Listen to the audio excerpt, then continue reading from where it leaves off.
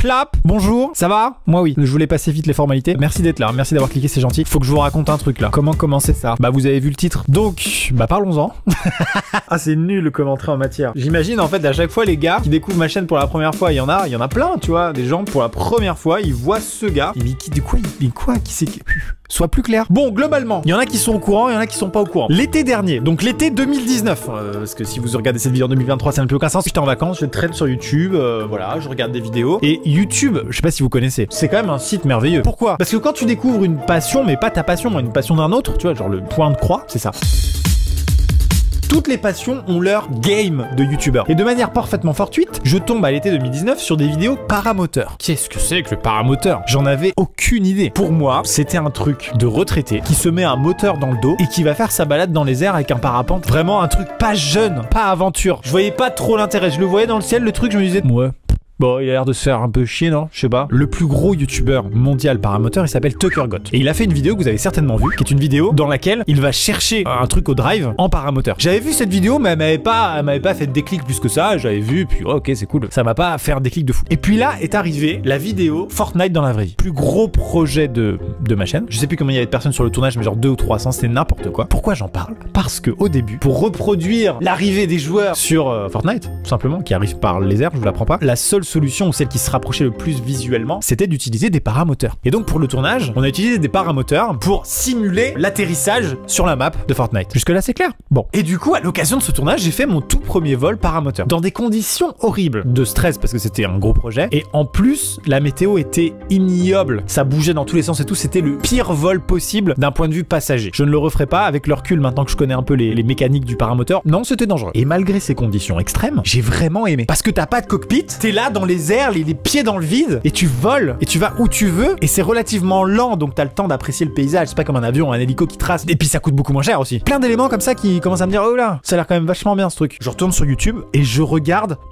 j'ai bien dit toutes les vidéos YouTube de paramoteur. Il y en a 2 millions, je les ai vues. Bah là, l'algorithme, il a dit, tout ce qui intéressait Maxime avant, on s'en bat les reins, on lui met que du paramoteur. Ils ont dû faire une réunion chez YouTube, je pense, parce que c'était trop. J'ai tout regardé, et je suis devenu totalement accro et obsédé dans ma tête à l'idée de voler. Et là, du coup, je me suis dit, c'est quand même un gros morceau, faut passer un espèce de code comme un code de la route, toute une formation, s'inscrire dans une école, c'est pas n'importe quoi, puis je vais voler à la fin quand même, c'est pas anodin quoi. Donc j'ai essayé de convertir des gens qui potentiellement sont un peu attirés par le rêve de voler, tu vois. À commencer par Jordan, à qui j'en ai parlé un midi à la cantine, enfin à la cantine, au dîner de la Redbox quoi. On mangeait comme ça, et je lui fais voir des vidéos YouTube. Je lui dis regarde ça, et je lui dis gros, viens on vole. Et il a dit bah, totalement. Quand? Demain? Il m'a dit je suis dispo demain. Du coup on a fait une vidéo ensemble sur des cuts et des zooms où on a annoncé qu'on allait devenir pilote et qu'on se fixait 1 an pour devenir pilote. On aime bien les aventures avec Maxime. On vous le dit direct parce que là c'est chiant. On a envie de devenir paramotoriste. Bon en réalité j'avais enfermé Jordan dans un piège dont il ne pouvait plus sortir. Parce qu'en gros c'est facile. Non mais moi aussi hein. Combien de fois tu dis? Mais bien sûr le point de croix. Et demain je fais du point de croix. Donc ensuite j'étais à l'école la plus proche de chez moi. J'ai fait un autre baptême pour être sûr que j'aime bien quand même hein, parce que bon non c'est pas n'importe quoi. Donc j'ai refait un baptême de l'air que j'ai payé. Et là vraiment gros déclic dans ma tête. Genre on était en train de voler, donc avec mon instructeur actuel. Le temps était magnifique, les couleurs étaient magnifiques. Il y avait des espèces de gros cumulus, tu vois, des nuages, et on a tourné autour et tout. On a volé dans le nuage, quoi. T'es au sol, tu dis, qu'est-ce qu'on fait aujourd'hui? On va se promener? Oui, ou ça au parc? Non, dans ce nuage. C'est quand même fou, non, de dire ça. Et donc j'étais en passager, bien sûr. Hein, non, j'étais en passager, je ne faisais rien. C'est tellement beau et la sensation de liberté est tellement folle et tu peux la vivre tellement souvent dans ta vie une fois que t'as le brevet. C'est vraiment la phrase que j'ai dit avant, c'est genre, tiens, il fait beau, allons nous promener dans ce cumulus. C'est génial. Il y a vraiment 2 motivations dans tout ça. Vivre des expériences et les partager avec vous sur cette chaîne, c'est ce qui m'anime et qui me motive depuis le début de cette chaîne. Et du coup, rajouter le vol, qui est un rêve perso, qui est enfoui à l'intérieur de moi depuis des années, la rencontre des deux, ça fait que j'ai une surmotivation. Aussi appelée obsession. Aussi appelée addiction. Non, c'est un peu flippant. J'ai envie d'en parler chaque jour de ma vie, du paramoteur. Faut pas me lancer sur le sujet. Si vous me rencontrez dans la rue, me dites pas bien joué le paramoteur. Je fais, oui, en fait, t'as vu, les nouveaux constructeurs ont sorti des ailes vraiment très performantes maintenant, hein, avec la 16 mètres carrés. Ah, tu l'as vu celle-là? C'est génial ce qu'ils font, hein. Puis le nouveau moteur, 7200 tours minute.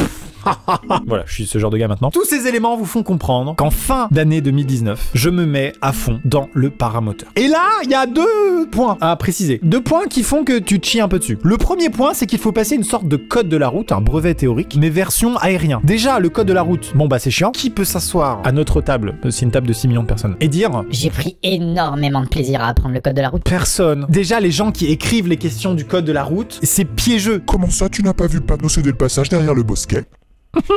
Bon bref, c'est des sadiques quoi. Si jamais il y a des gens qui écrivent des questions de code dans les commentaires, désabonnez-vous. C'est très violent. Alors, donc vous imaginez bien que si les gens qui écrivent le code de la route sont un peu vicieux, les gens qui écrivent le code des airs, mais là c'est l'élite. Bah c'est normal en même temps, tu vois. À la limite, le code de la route, ils sont un peu tatillons sur si ton essuie-glace est bien entretenu alors que ça va pas changer ta vie. Bon, forcément dans les airs, c'est pas la même histoire, tu voles quand même. Tu peux pas survoler une base militaire ou une centrale nucléaire et faire wouhou, trop bien, je vlog. Non. Mais voilà, ça me faisait appréhender quoi, j'étais pas à l'aise avec ça. Le deuxième point qui me retenait dans l'information, c'est que le tout premier vol que tu fais, tu es tout seul. Tu voles dans les airs à une altitude de genre 300 mètres dès le premier vol, c'est bon pour vous. Et il n'y a personne pour freiner à ta place. Donc ça, forcément, ça a un effet sur mon transit. Première chose, je me suis dit, il faut absolument que je me débarrasse de la partie qui me rebute le plus, c'est ce fameux code des airs. C'est la catégorie des ULM, des ultra légers motorisés. Donc, le brevet pour pouvoir piloter ce machin-là est vachement plus accessible que pour devenir pilote de ligne, quoi. Ou après, c'était pas mon projet, hein, de faire des vidéos dans un Boeing, non, j'avais pas particulièrement prévu ça dans les 3 prochaines années, mais après on n'est pas à l'abri, hein. Ah bah moi je me laisse aucune porte fermée. Peut-être un jour je serai pilote de ligne, je ferai un Paris-Tokyo, on sera là, on vloguera et tout, tranquille, peut-être pas. Dès le mois de novembre, j'ai commencé à acheter des bouquins épais comme ça. Ouais, ça paraît pas épais, mais ils sont grands. Voilà quelques pages en PDF pour vous. Ça vous a plu? Moi, très peu. Il y avait quand même des parties très intéressantes parce que j'aime bien les sciences, j'aime bien... Je suis éclaté en maths. J'ai eu quand même 5 au bac de maths, hein. J'aime le rappeler. Au bac S. Oui. Mauvais choix d'orientation. Donc j'aime quand même les sciences. Par exemple la météo, ça m'intéresse vraiment, tu vois, la formation des nuages et tout. Et il y a des trucs.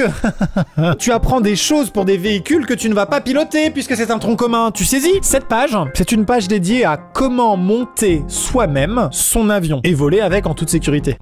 Alors attention, je dis pas ça ferait énormément de vues. Imaginez le titre. Et vous pouvez mettre dans les commentaires est-ce que vous cliqueriez ou pas. J'ai monté moi-même mon avion et je vole avec. Vous cliquez. Mais jamais de la vie, je vais mettre un seul boulon sur quelque chose qui va m'aider à voler. La fameuse pièce qui reste à la fin de l'étagère Ikea, que tout le monde connaît. C'est pas très grave parce que c'est une étagère Ikea. Mais quand c'est un avion, s'il te reste un boulon dans la main, bon bah on va se promener. Bah non. Bon bref, tout ça pour dire qu'il y avait pas mal de sujets hors sujet par rapport à ce que moi je veux faire, à savoir le paramoteur. Là, j'ai tryhard. J'ai fait des questionnaires à la chaîne pour m'entraîner, sachant qu'il faut avoir 30 bonnes réponses sur 40. Mais les questions sont quand même hardcore. Et j'ai obtenu mon brevet théorique et non pas pratique, donc je ne pouvais pas du tout voler avec 35 sur 40. Merci! Merci!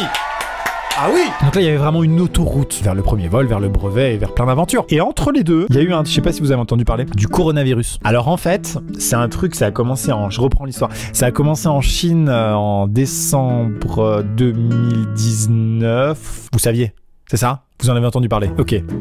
Non mais des fois j'aime faire des rappels mais c'est peut-être un peu trop. Donc bref, il y a eu le confinement. Le confinement a complètement stoppé ma progression puisque j'avais commencé dès le mois de janvier à faire la chose la plus importante quand on se lance dans ce sport, c'est le gonflage au sol. Le paramoteur, ça s'apprend 90% au sol. Donc au début j'avais une voile de l'école qui est une voile très difficile à manier et c'est normal parce que du coup si t'arrives à manier celle-là, t'arriveras à manier toutes les autres. Puis ensuite j'ai acheté mon matériel, j'ai acheté mon moteur, j'ai acheté ma voile, etc. Et j'ai commencé à m'entraîner à kiter, comme ça qu'on appelle ça, apparemment, je connaissais pas ce verbe, à kiter cette voile, qui est juste un immense cerf-volant qui fait la taille d'un appart, hein, vraiment. Ça fait 30 ou 40 mètres carrés, donc c'est un appart. Tu gonfles un appart. Et avec le vent qui s'engouffre dedans, et bah tu peux la contrôler de manière assez stylée, en vrai, c'est très très satisfaisant, mais réellement. Pour le coup, par rapport au théorique, là, il y avait vraiment du plaisir à apprendre, tu vois. Bon, au début, tu comprends comment faire, et puis après, il y a ta mémoire musculaire qui rentre en jeu, et tu arrives à la faire tenir au-dessus de ta tête sans voler, juste au sol, comme ça. Et ça a duré pendant des mois, vraiment. Au moment du déconfinement, j'ai repris les séances en mode tryhard. J'étais là tout le temps. J'ai annulé des tournages, des trucs parce qu'il faut prendre le temps. C'est à chaque fois des séances de 3 heures, j'en faisais 2-3 par semaine, laisse tomber. Je me suis dit, j'ai tellement une vie chargée avec YouTube que j'arriverai jamais à faire ça si je m'en donne pas les moyens, tout simplement. Et donc là, je m'en suis vraiment un peu trop donné les moyens. Après, j'étais aussi obsédé, hein, je vous l'ai dit au début. Forcément, quand tu es malade mental. Et je commence à faire une étape très importante qui s'appelle la poussée moteur. Alors oui, le moteur, c'est une sorte de gros hachoir en fait, hein. Je pense qu'ils utilisent la même chose pour faire du carpaccio dans les boucheries. C'est un énorme hachoir avec une hélice dans le dos qui ressemble à un sac à dos. T'as une poignée de gaz dans la main et quand t'accélères, ça te pousse et en courant vite, et ben tu peux décoller. Le petit souci, c'est que le moteur, il fait, selon les modèles, hein, entre 20 et 35 kilos quoi. Ouais. Pour vous situer un peu, c'est comme les vannes que j'ai fait depuis le début de la vidéo. Au bout d'un moment, ça pèse quoi. Du coup, vraiment à la fin de la séance, après 3 heures où t'as 25-35 kilos sur le dos, bon moi il y a des semaines, j'étais en PLS dans mon canapé avec de l'ibuprofène comme ça en train de baver, hein. Au bout d'un moment, tu fais des poussées moteurs, des poussées moteurs, des poussées moteurs, et mon instructeur. Et là, on rentre dans la partie la plus importante de la vidéo, celle que vous attendez tous, celle pour laquelle vous avez cliqué. D'ailleurs, certains parmi vous ont peut-être totalement skippé le début de la vidéo, et je vous en veux pas, j'aurais peut-être fait pareil. Donc pour ceux qui nous rejoignent maintenant, il est arrivé une séance où mon instructeur a prononcé la phrase suivante: Maxime, nous allons peut-être nous mettre en l'air. C'est un peu bizarre d'être comme ça, mais c'est ce qu'il a dit. D'abord, il y a eu le briefing, où on m'a expliqué plein de trucs, des petits rappels, des petits détails, comme par exemple, comment atterrir.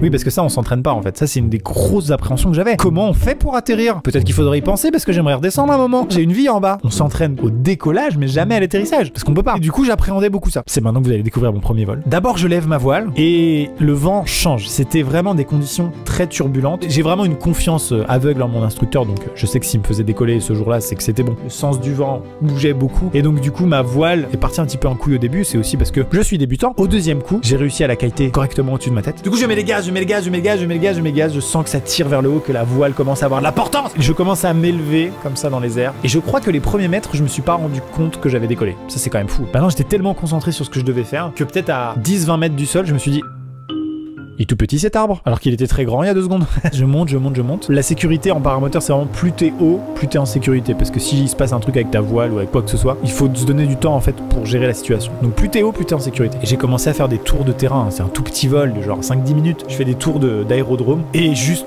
magique. J'étais si content. J'en avais rêvé. Je parlais pas parce que je voulais pas animer, du coup j'ai laissé exploser ma joie. Wouhou! Oh putain, j'en ai rêvé sa mère! C'est magnifique, putain! Oh là là! Wouhou! C'est génial, putain!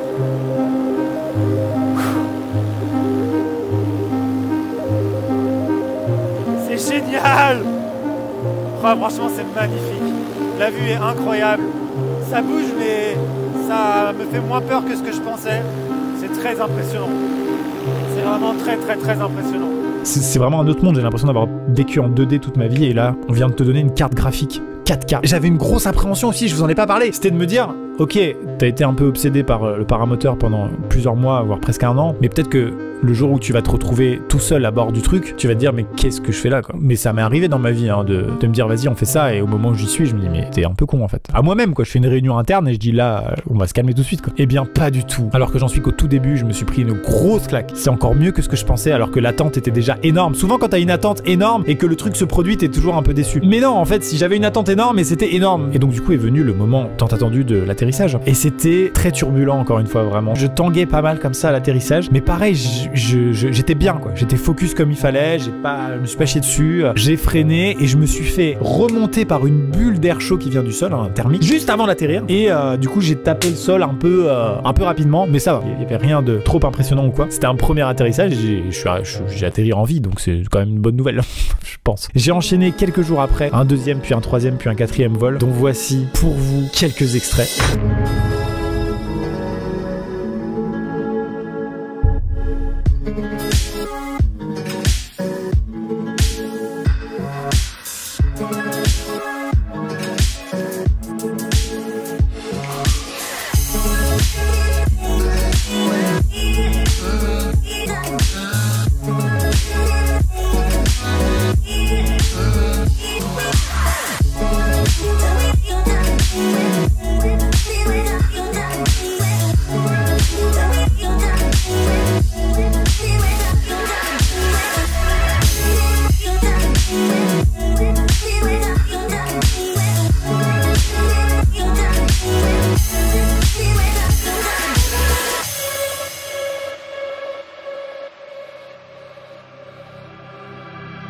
Voilà, il y a eu un petit peu de tout, des atterrissages pas ouf, des atterrissages plus sympas, mais ça n'a fait que confirmer ce vers quoi je voulais aller depuis presque 1 an. Je suis trop content et ça va être, j'espère, un nouvel outil quoi de production de contenu pour ma chaîne. Je vais pouvoir vous raconter plein de choses en l'air, de faire découvrir plein de choses. Si vous avez des idées de concepts en paramoteur, mais pas des trucs genre ah t'as qu'à passer sous la tour Eiffel, non, des trucs faisables, n'hésitez pas en vrai à me proposer des idées. J'ai plein d'idées de concepts de vidéos et du coup j'ai vraiment envie de faire des vlogs, peut-être même des lives, en tout cas produire du contenu grâce au paramoteur, c'est quelque chose qui m'intéresse. m'intéresse beaucoup. Pour conclure, vraiment de A à Z jusqu'au premier vol, toute cette épopée pour y arriver, tu sais pas trop si t'es capable de le faire en fait. Est-ce que je suis capable d'apprendre autant de notions que je connais pas sur un sujet que je connais pas du tout, qui est l'aérologie, les mécaniques de vol, tous les trucs comme ça? Est-ce que je suis capable de gonfler une voile? Est-ce que je suis capable de piloter un aéronef tout seul? J'ai été chercher dans mes limites parce que de base, je pense que ça se voit, je suis pas un sportif de haut niveau. C'est pas mon délire de faire des trucs un peu extrêmes. C'est pas du tout extrême le paramoteur, hein. C'est hyper calme et hyper posé. Et donc c'est trop cool, ça me correspond très bien. Mais vraiment, j'ai été puisé en moi des est-ce que t'es capable de faire ça? Est-ce que tu prends les bonnes décisions? Est-ce que t'es sûr de ça, etc. Enfin bref. Et ça m'a trop appris sur moi-même, vraiment. Je suis beaucoup plus confiant après toute cette épopée que je ne l'étais avant, vraiment. J'ai pas encore le brevet. Je sais pas, peut-être que je l'ai. La réponse s'affiche actuellement sur votre écran au moment où sort cette vidéo. Est-ce que j'ai le brevet? Je viens de faire une séance de paramoteur. Et devinez quoi? J'ai le brevet! C'est bon! J'aime faire des zooms intempestifs! Félicitez-moi ou pas en fonction de la réponse. Pour ceux qui se demandent, Jordan dans tout ça, Jordan a quitté le navire avant qu'il ne quitte le quai, mais je ne désespère pas. J'arriverai à le motiver un jour. Je travaille dessus. Voilà. Tu te rappelles le paramoteur? Je suis trop content de partager ça avec vous, je suis trop content de l'avoir fait. Et puis j'espère que ça va être une nouvelle possibilité de faire des vidéos complètement dingues. J'ai plein d'idées, plein de choses, mais je ne tease rien. Mesdames et messieurs, merci beaucoup d'avoir regardé cette vidéo jusqu'au bout. On se dit à bientôt pour une prochaine. C'était Amixem et à bientôt dans les airs.